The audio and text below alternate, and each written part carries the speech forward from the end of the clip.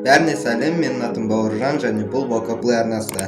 Арнаға тіркеліп, колокольчик басып, лайк басып, арнаны қолдап отырамыз.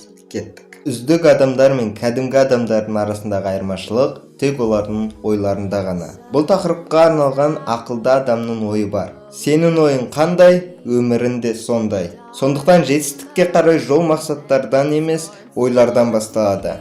Егер басында дұрыс ойлар болмаса, жетістікке жетпейсің. Егер дұрыс ойлардың санын көбейткің келсе, осы 7 пайдалы ойлар саған көмектеседі. Үздік 3% адамдардың қатарына қосылуды баста. 100 адамның 20-сы ғана өзін дамыту туралы ойлайды. Егер сен осы видеоны көріп отырсаң, сен сол адамдардың қатарындасың, және 100 адамның 3-і ғана өзін дамыту үшін әрекет етеді. Сен солардың қатарындасың ба? Егер олай болмаса, сен бүгіннен бастауына болады. Бірінші, ойдың күші жүрексіз жұмыс істемейді. Жүрек адамның денесіндегі мүшелерінің ішінде ең үлкен магниттік өріс жасай алады. Амплитудасы бойынша миға қарағанда 60 есе көп, ал магниттік құрамы бойынша 100 есе үлкен. Бұл деген, егер сен бір нәрсені мимен қаласан, ал сенің жанына бұл жақпаса, сен өзіңнің 99% жетістікке жету күшінен айырыласың деген сөз. Өз қалауыңды жүрекпен таңда. Екінші, өмір деген мәтін, ал сен оның редакторысың. Пресс жайында ойлап көр. Қарнында кубиктерді көру жақсы болар еді. Солай емес пе? Сен байқағандай, сен дәл қазір пресс туралы ойлай бастадың. Сенің миындағы ойларды ауыстыру өте оңай. Сен бұл процесті басқара аласың. Демек, сен басты редакторсың. Сондықтан билікті өз қолына ал. Үшінші, өмірдің басты мақсаты өзіңді жақсы сезіну.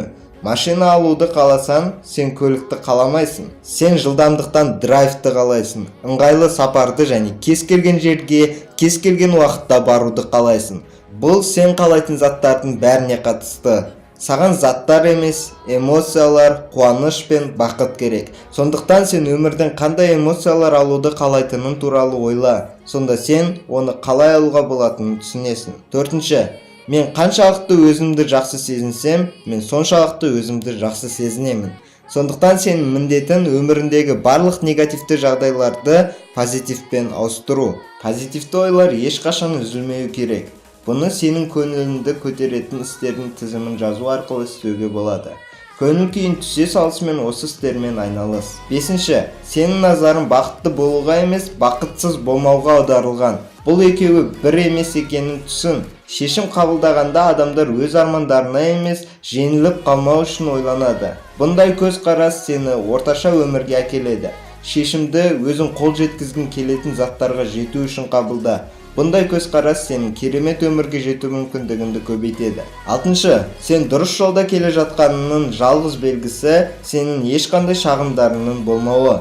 Егер сен сылтаулар ойлап тауып, жұмыс істегің келмей ерінетін болсаң, сен дұрыс іспен айналысып жүрген жоқсың. Сен өмірге әрі қарай шағымданып жүре бере аласың, бірақ еш нәрсе өзгермейді. Егер әрине сен өз ойларыңды өзгертпесең. Жетінші, көп мақсат емес, сапалы мақсат керек. 5 жылдан кейін миллион табуды қалай отырып, сен тек мидың күшін қолданасың. Бұндай армандарда сенің ішкі жан дүниең жоқ. Демек, сен ол мақсатқа жетпейсің. Ал егер Құдайдың қалауымен жетсең де, бақытты болмайсың. Сондықтан, көлемдік мақсаттар туралы ұмыт, сапалы мақсаттарға жетумен айналыс. Өз мақсаттарыңды өзгерт. Мысалы, YouTube'да миллион теңге табу деудің орнына өз идеяңды барлық адамдарға жеткізу арқылы бақытты болу деп өзгерт.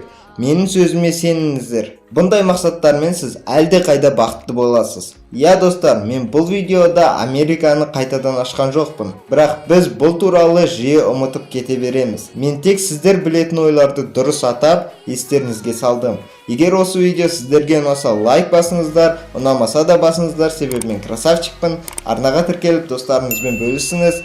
Ал сіздермен болған Сарқұлов Бауыржан және бұл Бокаплей арнасы. Келесі видеода кездескенше.